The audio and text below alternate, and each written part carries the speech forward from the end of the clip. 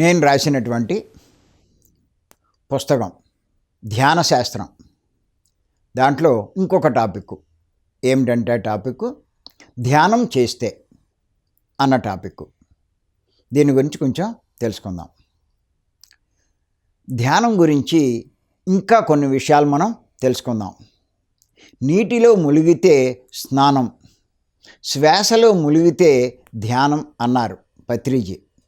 ఇక్కడ స్నానం కనబడే బాహ్య దేహానికి సంబంధించింది, కానీ ధ్యానం అన్నది కనబడని అంతర్మనసుకు, ఆత్మకు సంబంధించింది.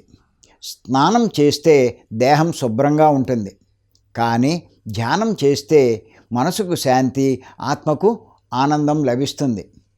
మానవుడు అంటే దేహం ఒక్కటే కాదు, దేహంతో పాటు మనసు, ఆత్మ కూడా ఉన్నాయి. మూడు కలిపితేనే మానవుడు. అందుచేత దేహ లాభాలతో మాత్రమే మానవుడు ఆనందంగా జీవించలేడు.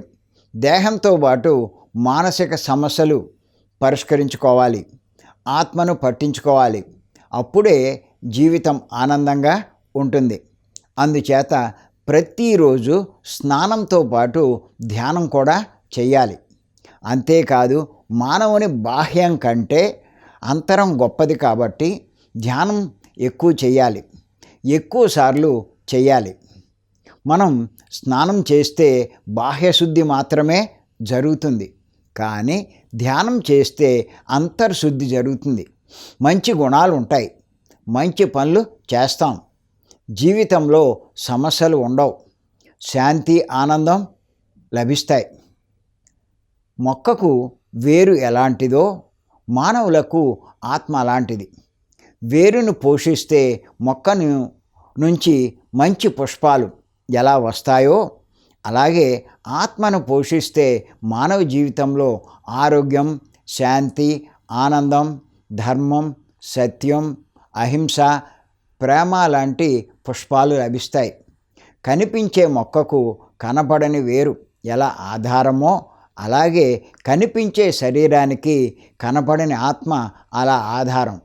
కనిపించే మొక్కను పోషిస్తూ కనపడని వేరును విస్మరిస్తే మొక్క ఎలా వాడి వడిలిపోతుందో, అలాగే కనిపించే శరీరాన్ని పోషిస్తూ కనపడని ఆత్మను విస్మరిస్తే మానవ జీవితం రకరకాల రుగ్మతలతో, రోగాలతో, అశాంతితో కృషిస్తూ దుఃఖభూయిష్టం అవుతుంది.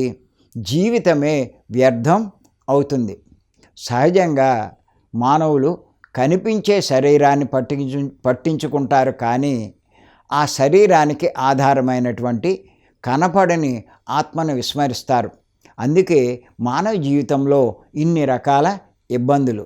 మానవులకు ఎక్కువగా రోగాలు రావటానికి కారణం ఆత్మను విస్మరించడమే. కానీ రమణ మహర్షి, లేకపోతే షిరిడీ బాబా లాంటి యోగులు ఆత్మ యొక్క గొప్పతనం తెలుసుకున్నారు కాబట్టి వారు శరీరం కంటే ఆత్మకు ఎక్కువ ప్రాముఖ్యం ఇచ్చారు. ఆ శరీరంతో ధ్యానం చేయించి ఆత్మను పోషించారు. వేరుకు నీరు కావాలి, అలాగే ఆత్మకు ధ్యానం కావాలి. పత్రిజీ ఇంకా ఏమన్నారంటే, meditation is the route, Shanti is the fruit అని అన్నారు. అంటే ధ్యానం అన్నది ఒక వేరు లాంటిది. వేరుని పోషిస్తే ఫలాలు ఎలా లభిస్తాయో, అలాగే ధ్యానం చేస్తే జీవిత ఫలాలు లభిస్తాయని చెప్పడం జరిగింది. అందుచేత అందరూ శ్వాస మీద ధ్యాస ఉంచి ధ్యానం చేద్దాం.